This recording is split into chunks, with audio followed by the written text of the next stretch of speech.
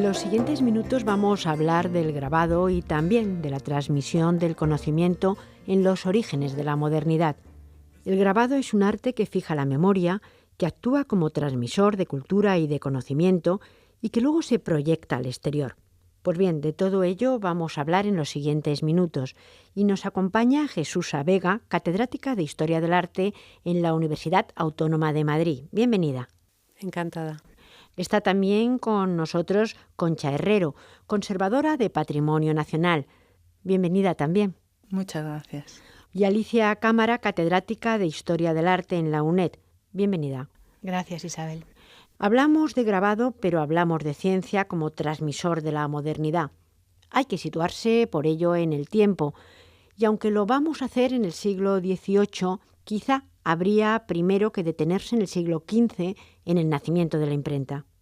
Evidentemente, una de las cuestiones fundamentales de la ciencia es su capacidad de ser transmitida. En el siglo XV, la invención de la imprenta con tipos móviles dinamiza el conocimiento que hay en los manuscritos y ya entonces se ve la necesidad de tener una parte visual, porque la información visual lleva unos códigos distintos, pero es necesaria para una comprensión total de la información que se quiere dar. La invención de la imprenta realmente supone una transformación en la difusión del conocimiento casi similar a la que hemos vivido recientemente con la era digital. Pero, sin embargo, quizás sea en el siglo XVIII cuando de alguna manera esto se normaliza. La ilustración es importante en este tema, la importancia de la ciencia que se da no solo en nuestro país, sino en Europa en general. ¿La ciencia tiene ahí una relevancia que no había tenido quizá antes? Hay que tener en cuenta que aunque hoy se cuestione la existencia de una revolución científica, evidentemente se admite que a lo largo del siglo XVII, en un proceso que culmina con Newton, la ciencia conoce un nuevo desarrollo, también potenciada por el poder político, porque la cartografía de la ciencia es también parte de la cartografía del poder. En ese momento, entonces, se ve que es importante establecer el protocolo del conocimiento científico. Y en ese establecer el protocolo del conocimiento científico es necesario establecer el protocolo de transmisión del conocimiento científico, siendo necesario entonces establecer el lenguaje visual en el que se va a transmitir la ciencia. Y ahí la única técnica que se conocía desde el siglo XIV es el grabado para construir imágenes multiplicables que puedan difundir la ciencia. Pero se establece un protocolo de lenguaje visual para que la información científica sea constante y sea compartida tanto por el emisor como por el receptor, tanto por quien produce el conocimiento como quien quiere recibirlo. Y entonces se establecen normas visuales en el lenguaje del grabado para la transmisión científica. Eso empieza a desarrollarse en el siglo XVII, digamos en Francia y en Inglaterra, pero es en el siglo XVIII en España cuando el grabado alcanza la calidad y el nivel para poder difundir la ciencia. ¿Podríamos decir que el grabado en este caso pues es el contenedor y el contenido al mismo tiempo? Efectivamente, el contenedor tiene que ser normativo, es decir, tiene que ajustarse una lengua y va a ser un tipo concreto de grabado, que es el grabado a buril. Y el contenido es el que se va a ajustar a ese lenguaje normativo del grabado a buril. ¿Qué va a pasar? Que la persona que reciba esa información sabe que está recibiendo una información de calidad y establecida en unos códigos que se interpretan de manera constante. Y eso solo lo hace el grabado a buril porque es una técnica de grabado que está completamente normalizada. Igual que el diccionario de la academia normaliza la ortografía, pues se normaliza el lenguaje visual del grabado a buril. El resultado que es que no hay nada más igual a una línea de buril que otra línea de buril. Y que si no hay el nombre debajo de quién ha hecho esa línea de buril y es un buen burilista, pues no podemos saber quién es el autor de esa línea, porque es una línea que no lleva ni pasión ni emoción. Es una línea científica, medida y precisa.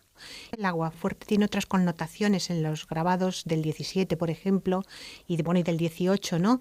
El grabado también es importante diferenciar entre unas técnicas y otras, cómo condicionan esa transmisión de la imagen y esa subjetividad o esa pasión, eso que estabas comentando, ¿no? ¿No es así? Efectivamente, la técnica del grabado al aguafuerte es la que siempre se ha asociado a la técnica de los artistas, a la técnica de los pintores, porque es una técnica que tiene un lenguaje, pero es un lenguaje en el cual cada grabador puede introducir su propia impronta, puede dejar su personalidad, puede dejar su manera de hacer y su manera de crear. El gran grabador por excelencia al aguafuerte pues fue Rembrandt, y él se transmitía su potencial creativo a través del aguafuerte. Es una línea inquieta, es una línea espontánea, es una línea que se acerca mucho más a la espontaneidad del dibujo. En la ciencia, si se va a transmitir a través de un grabado al aguafuerte, solo es posible si el aguafuerte se sujeta a la normativa del buril y desaparece toda esa capacidad subjetiva que da el artista a su creación. Podemos decir entonces que hay como dos grandísimas líneas en cuanto al grabado, me refiero, también por la técnica que utiliza. En una sería el arte el que estaría presente y esa impronta del artista, y en el otro es la transmisión del conocimiento puro y duro, de alguna manera, y la técnica sería otra. Bueno, yo no estaría de acuerdo con esa diferenciación, aunque es la que hoy recibimos. El burilista es un gran artista, pero es tan gran artista que se somete a la disciplina de su arte. Eso es lo que hace que hoy este tipo de producción tan distinta a lo que nosotros consideramos que es el arte nos parezca frío y nos parezca distante. Pero no se recibía así en el siglo XVIII. Hoy nos gusta el aguafuerte, porque el aguafuerte es lo que hacían los artistas y nosotros tenemos nuevas maneras de transmitir el conocimiento, nuevas maneras de transmitir la ciencia.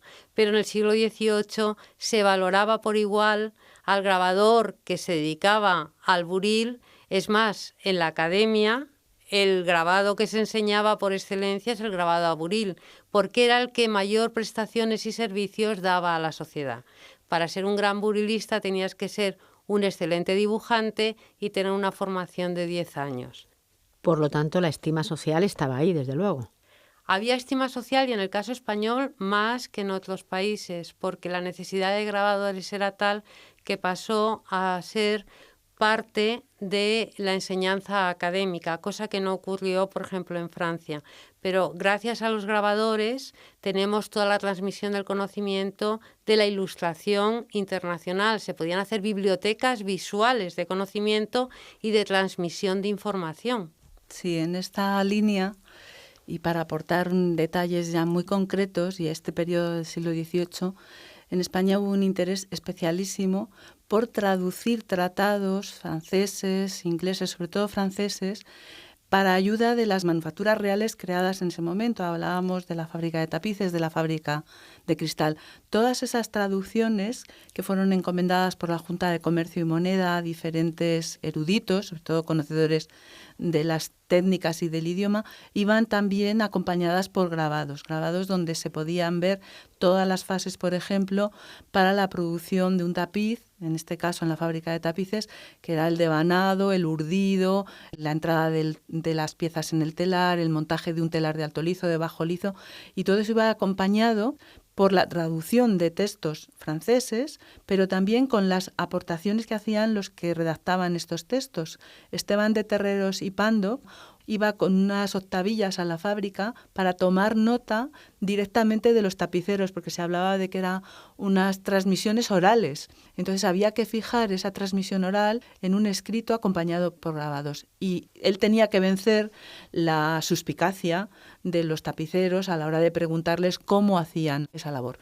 Y eso acompañaba los grabados. Sí, Concha, en relación con eso que estás comentando, yo creo que el tema de la imagen y la palabra es algo también que nos tiene que llevar a reflexionar en muchos periodos. Yo, por ejemplo, en el tema de los ingenieros, que es un tema que yo investigo, recuerdo un ingeniero de finales del 16 que hace un atlas fantástico con unos dibujos preciosos, y él mismo dice que él se fía mucho más de sus dibujos, que esos sí que realmente responden a lo que es la realidad y que en cambio para lo que son los textos él se está guiando por lo que es la tradición oral, digamos, lo que él va encontrando en sus viajes, de lo que le van contando las personas que va encontrando, de cómo se llama un lugar, cómo se llama otro, en relación con eso que decías de fijar también la palabra, ¿no? Y la imagen en ese sentido es que es un instrumento tan poderoso, bueno, más que poderoso, es decir, es que es la globalización, es realmente el conocimiento y a unos extremos que ya lo podía soñar estos otros que hacían solamente dibujos, ¿no? Pero que realmente el tema de la imagen y la palabra, yo creo que es verdad que se usa en la transmisión de lo que es el conocimiento y el tema del grabado es importante también, ¿verdad? Claro, es fundamental tener en cuenta que el tener la imagen permite además una gran aspiración universal, que es el lenguaje universal. Efectivamente, para ver grabado como para ver pintura, tienes que estar alfabetizado, porque el sistema de perspectiva, que es el que se va a asumir también dentro de la representación que se hace en el mundo del grabado, tienes que estar educado en el sistema de perspectiva para que tu cerebro pueda reinterpretarlo. Pero una vez que estás alfabetizado con el sistema de perspectiva, están poniendo en tu cuarto de estar o en tu biblioteca probablemente todo el conocimiento del mundo. En España es Carlos III el que más impulso da al grabado, pero lo hace y es conocedor de lo que él ha hecho en Nápoles. Claro, él fue el que colocó a Nápoles en el centro de la Biblioteca del Conocimiento al publicar las antigüedades de Herculano. Si él no llega a poner imágenes a esos libros, las antigüedades hubieran sido libros de texto que no aportaban nada nuevo. Estamos hablando de transmisión del conocimiento, el medio y también el mensaje, hemos dicho antes el contenedor, pero también el propio contenido es el grabado, que sirve un poco para todo. Es decir, nos decía la profesora Cámara, se viajaba, se hacían grandes expediciones. Bueno, había que hacer muchos grabados para explicar todo lo que se había visto, pero también el grabado servía, pues como ahora si hacemos pues un vídeo, por ejemplo, para enseñarnos determinadas cosas de cómo se hacen esas cosas. Es decir, tenía muchas vertientes. Bueno, el grabado se fundamenta en el dibujo y hay que tener una idea muy clara. De un mal dibujo nunca puede salir un buen grabado, porque es la base sobre la que se asienta la información. Efectivamente, de un buen dibujo, un mal grabador puede hacer un mal grabado, pero si la información no es buena desde el principio, es imposible que al final sea buena. Ese es el sistema de registro que había. Se registraba en dibujo, se transfería al grabado y se difundía el grabado. Y se difundía para todo. Se difundía la pintura. Y de esa manera los pintores podían conocer el modelo clásico. Se difundían las experiencias físicas, las experiencias químicas, se difundían las antigüedades y los yacimientos arqueológicos, se difundía lo que había en el Nuevo Mundo. No había manera con palabras de explicar qué era el Nuevo Mundo, porque las palabras tienen múltiples capacidades, pero no para descubrirte lo nuevo si no lo tienes delante. De manera que era fundamental. ¿Y se investigaba en el propio grabado para intentar conseguir más? Es decir, como se investiga pues en los fundamentos ahora digitales, por ejemplo. Efectivamente, se investigaba mucho en la manera de registro y transmisión. Y lo que es más interesante es que asociamos la fotografía al siglo XIX, pero en realidad la fotografía, las bases de la fotografía, las inquietudes por la fotografía están en el siglo XVIII. Si no llega a haber ese avance de la química, ese avance de la óptica, esa necesidad de transmisión de manera objetiva de la información visual, la fotografía nunca se habría desarrollado. La investigación en grabado siempre es de la misma manera. Precisión, economía y gran capacidad de multiplicación. Y esos tres ejes unidos al interés por captar el color. Pero efectivamente captar la imagen y el color fue ya una cosa del siglo XX. Se suplía la necesidad iluminando a mano o se desarrollaron técnicas específicas para poder estampar en color con un solo grabado. Sobre todo hay que pensar que esto era para la fauna y la flora, porque toda la investigación botánica que se hace en el siglo XVIII, las flores necesitaban color y el color además es cuando se empiezan a desarrollar los pantones, porque el problema del color es que no se puede transmitir oralmente tampoco. O sea que, como se ve, es enormemente complejo, pero el grabado ha sido la técnica por excelencia de la transmisión científica. Hablemos, aunque sea brevemente, de la enciclopedia y de lo que de grabado contiene. Pues yo creo que esto es lo que acaba de comentar con tan buenas palabras, tan bien explicado, tan apasionante Jesús. La enciclopedia es un ejemplo más de esa transmisión del conocimiento y es el momento en que en Europa se decide fijar todos estos conocimientos, tanto en Francia, que es el origen de la enciclopedia, como en el resto de las naciones que se van a suscribir a esa enciclopedia con pasión. En la biblioteca del Palacio Real se conserva uno de los ejemplares primeros para los monarcas españoles, para Carlos III, con los tomos de escritura, con los múltiples tomos de imágenes y de estampas que tuvieron también precedentes en otras enciclopedias menores, como la Abate Pluche, que antes hablábamos de estos grabados que se estaban haciendo de las diferentes manufacturas reales. Pero esa es la clave, esa es la gran obra de la Ilustración europea.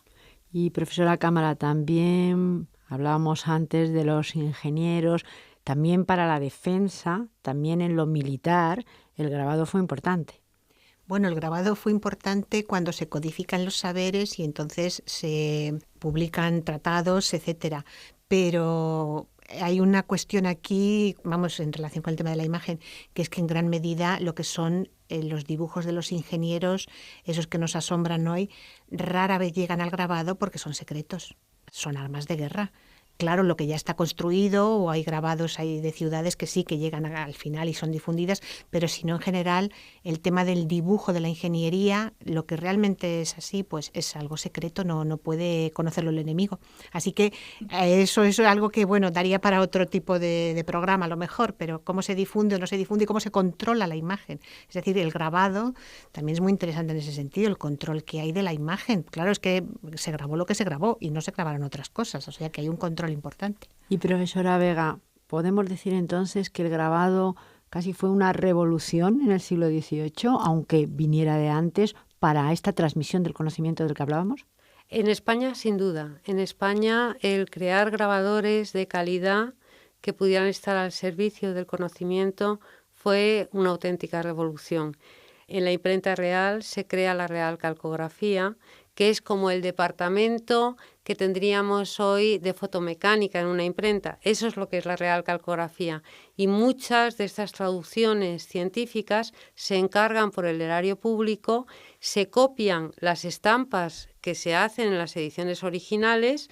Como es buril, se puede copiar literalmente sin ruido, sin que la información se deforme, y se publica gracias a que existe la Real Calcografía. Hoy en día está en la Academia de San Fernando, pero la Calcografía Nacional era un departamento de la imprenta real. Muchísimas gracias por haber compartido estos minutos con un tema tan interesante y que también podemos ver que todo está creado y que todos los siglos tienen una importancia muy grande en muchas cosas. Gracias. Gracias a ti.